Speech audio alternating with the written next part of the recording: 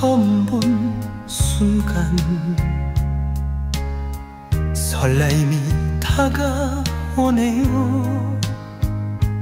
어느 시절에 인연하였는지 알 순 없지만 처음은 아닌 듯하네요.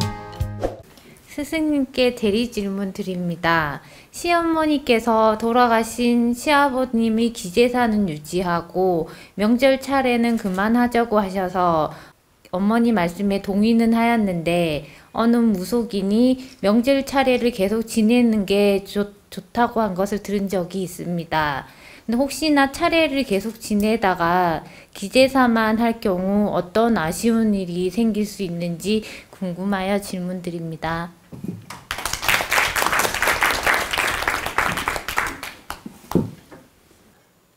여러분이 아셔야 될 건 기재사하고 명절 차례가 있는데, 기재사는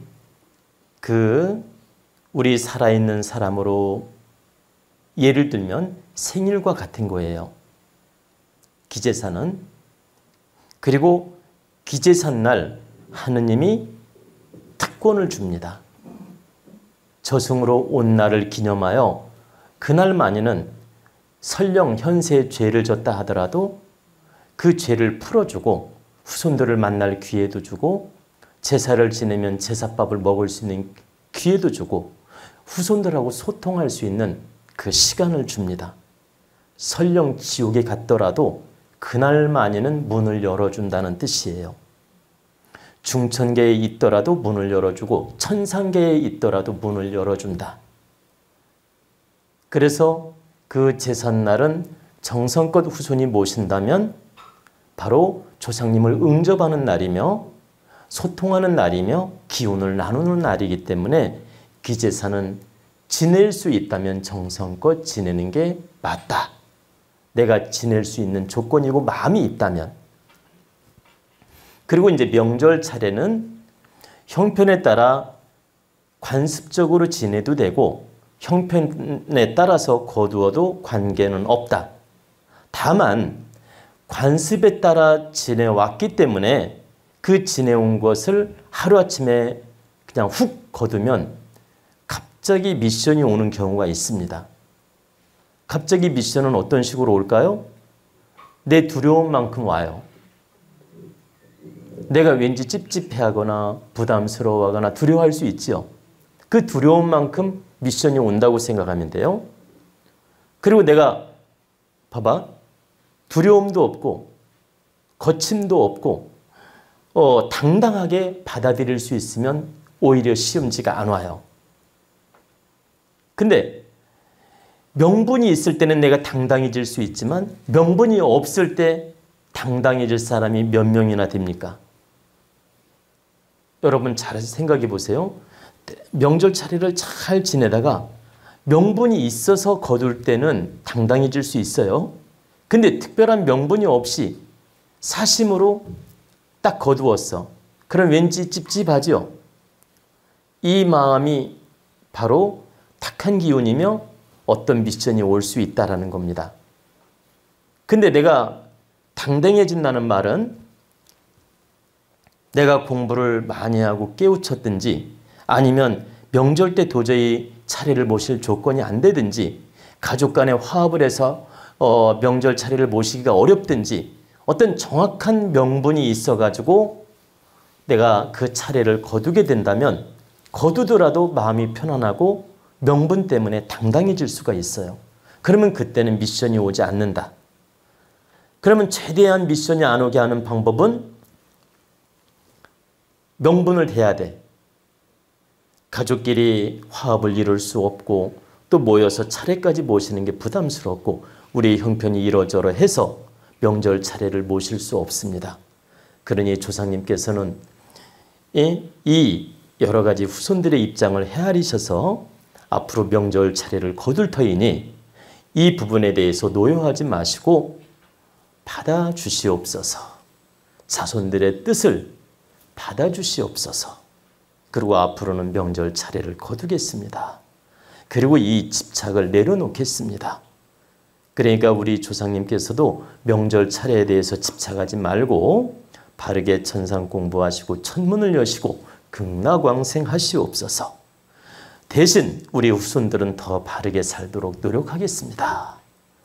이렇게 명분 있게 축원을 하고 조심스럽게 거둔다면 최대한 시험지를 막을 수가 있다. 근데 자기 감정대로, 자기 멋대로, 자기 욕심대로 훅 에이 지내기 싫으니까 간두자. 지내기 싫으니까 포기하자. 이렇게 자기 감정대로 행동하면 미션이 누구나 온다는 것입니다. 여러분이 안 하던 짓을 할 때는 미션이 작을 수 있지만 하던 짓을 안 할 때가 바로 미션이 크고 시험지가 크다는 얘기입니다. 그래서 여러분이 제사를 안 지내다가 조상을 위하는 마음으로 지낼 때는 그 시험지가 작아요. 그러나 하던 짓을 안 할 때는 시험지가 크다. 그래서 하던 짓을 안 할 때는 명분이 있어야 되고 바르게 고해야 된다. 그리고 그 바르게 고할 때 뚜렷한 그 명분을 내세우면서 하나하나 조상님한테 고해야 됩니다. 그때 신도 이해를 하고 받아들인다. 근데 여기서 중요한 것은 명절 차례가 중요한 게 아니고 기제사가 더 중요하다는 뜻입니다. 여러분이 기제사를 지낼래, 명절 차례를 지낼래 물으면 기제사를 잘 지내는 게 더 맞다는 뜻입니다. 명절 차례는 형편에 따라 지내도 되고 안 지내도 되고 기제사는 자손된 도리로서 바르게 지내는 게 득이 된다 이 말이에요. 그런데 그 무게감이 몇 배 차이가 나냐면 조상에 따라 물론 다르지만 조상에 따라서 3배, 5배 차이가 납니다. 기제사가 5배 무게가 크다는 거예요. 5배. 그리고 명절 차례는 5대 1밖에 안 된다. 왜 그러냐? 명절은 우리 후손들이 먹고 즐기고 명절을 즐기면서 조상에 대한 예우를 갖추고 싶어서 차 한 잔을 올린 걸로 시작된 거예요. 자, 추석, 설날에 우리는 명절이라고 신나게 먹고 놀아. 그리고 축배를 나누어. 그러면서 조상을 생각하지 않는다는 게 너무나 미안하고 죄송스러워서 명절 때 차 한 잔을 탁 올리면서 조상님한테 감사합니다. 축원을 올렸던 겁니다. 그래서 차례라고 하는 거예요. 차 한 잔을 올리고 예를 갖췄다고 해서 차례, 제사가 아니고. 근데 그 관습이 보세요. 차 한 잔만 올리고 나니까 좀 서운해.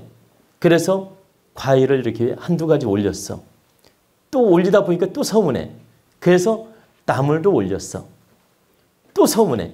밥도 올렸어.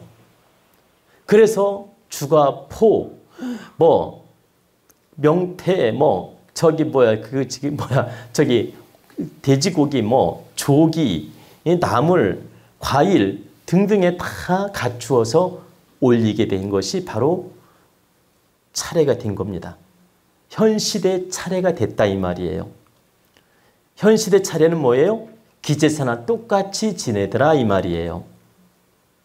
현 시대 차례는 제사 개념으로 지내고 있다 이 말입니다. 근데 조상님들이 그렇게 잘 모셨더니 어떤 느낌이 들어요? 명절 차례나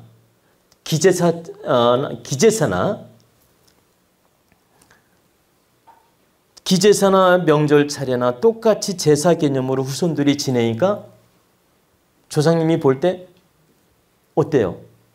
이 관습으로 그 집착으로 늘 그 모습을 바라볼 거 아닙니까?